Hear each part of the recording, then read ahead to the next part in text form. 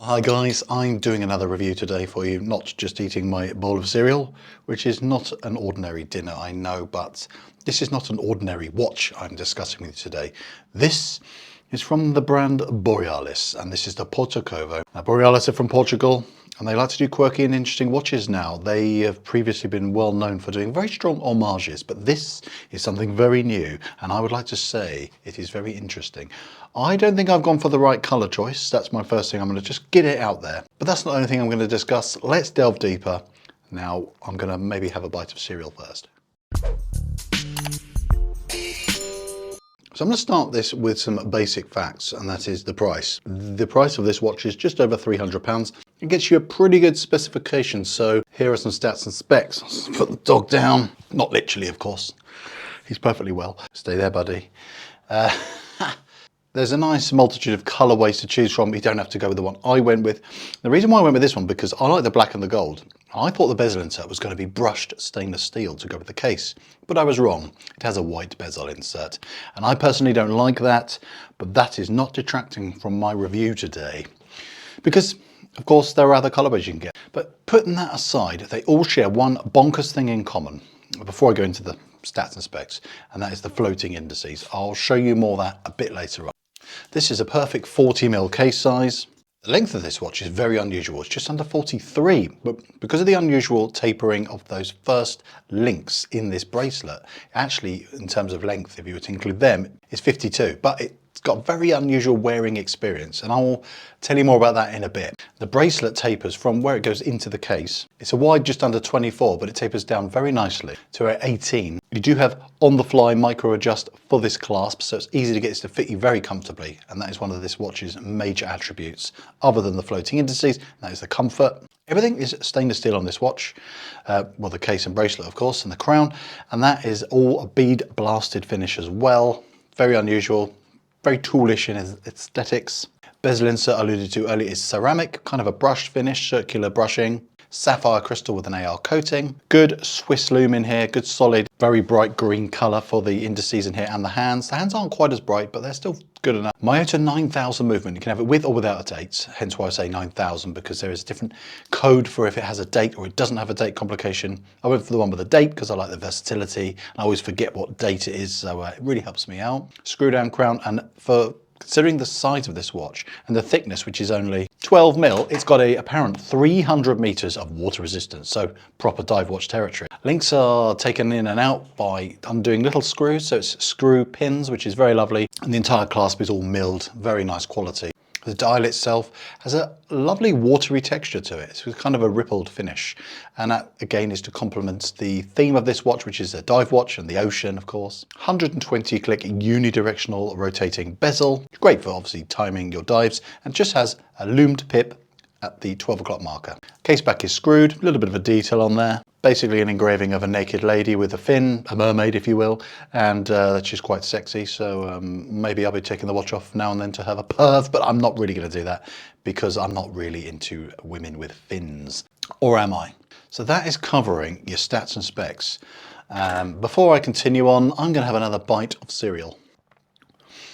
So now you know what you're getting for your 300-ish pounds. What should you be wary of? Nothing dangerous here, of course. We're talking about watches. Nothing ominous. From owning this watch, I'd say the things I'll be wary of is this colourway and the glaring and jarring use of a white bezel insert with a bead blasted finish on the case, and then a matte finish, wavy dial, then gold indices and hands. It's all a bit too many different things going on because it doesn't show that in the pictures in the website. It doesn't stand out. I don't know if everyone's going to be on board with the whole hands going underneath the indices here. I just think that might be a bit jarring because we're so used to the hand floating above the markers that we know we can see the full hand and we can easily read the time. I'm not saying this is hard to read, it's just weird. I'm not massively a fan overall, unless it's got a scratch coating, of bead blasted finish cases. I'm not saying it's lazy, I'm just thinking it's just a bit of a boring, utilitarian, almost industrial looking finish. I like my dive watches to have a little bit more of a light play going on here, especially with some of the lovely angles you've got on this case. It has almost an industrial look, but you can play with those edges by having some more chamfers, some different brushed and polished elements. I think that would have really elevated this. Slight criticism, this is a fit and finish thing of the watch. The engagement of the clasp It's extremely light. It engages and clicks in properly, but it's almost imperceptible amount of effort to just get it to click in. It just doesn't feel as robust and clicky as other watches which have basically a mill clasp. So when you put it on your wrist, it just literally feels like it's not actually fully clicked, but it has, and it's never come loose or popped off. That's the main thing I've noticed. After that, I must say, there's a lot of compliments come in the way of the Borealis. This wears like an absolute dream. It's so tight and snug to the wrist. The proportions and the way it sits on your wrist is absolutely spot on. I think it's really clever the way they've got those first links just tapering immediately, and they're so thin as well. It just conforms very neatly and very quickly around the wrist to be a nice, comfortable wearing experience. And then there are the tactile things. We like tactility on this channel, only with watches, of course.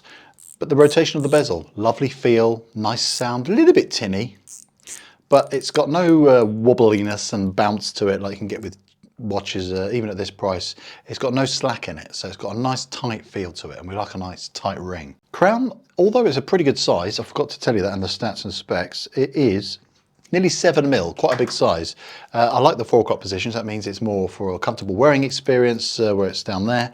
When you unscrew it, it's not too awkward, but it's nice and easy to wind the movement and do the hand setting and things like that, and then pop it back in, screw it down. This crown bites very easily. It's a surprising amount of watches out there where the crowns are a bit of a pig to screw down. It's all right, buddy. What's up, mate? Oh, buddy wants to play. He wants to play with this disgusting snow dog which has been chewed to death. But sorry, mate, it's not time for playing. But then I like other things as well about watches, and that is the loom. The loom on this watch is very good. The only thing that lets it down ever so slightly is the strength of the loom in the loom pip. So if you're a really serious diver and you really value that pip glowing like a torch, you might be a bit disappointed, but you know what? It's actually very good.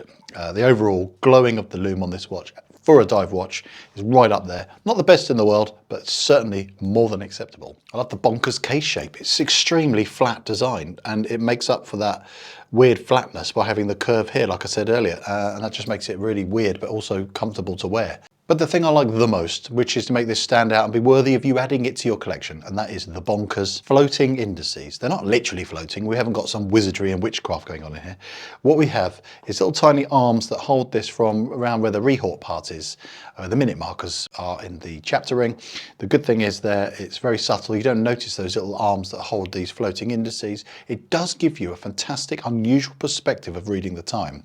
It looks like it's had a hydro mod. And those of you who don't know what a hydro mod is, check out my how to hydro mod video. But effectively, when you put oil in a quartz watch that's an analog watch, it makes everything look like it's floating under the crystal immediately because of the distortion. This has been done purely by making the indices have little arms to float, and it just gives you a whole different dynamic of how you look at the watch, and that for me is extremely clever. I love that detail and how it's been done on this watch, and no one else is doing that at this price point. So thanks to Borealis for letting me have this watch. They literally just said, here's the watch, you literally do what you want with it.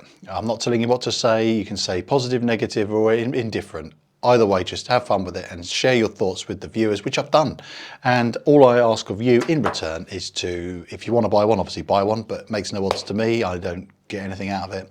But the thing I do get out of it is you watching my videos and subscribing. If you've watched a few of my vids and you haven't subscribed yet, how dare you? But jokes aside, please do. Get this channel to 20k by Christmas. That'll be my present for the year. But I appreciate you just being here. Thanks a lot. I'll see you in the next one. Bye for now.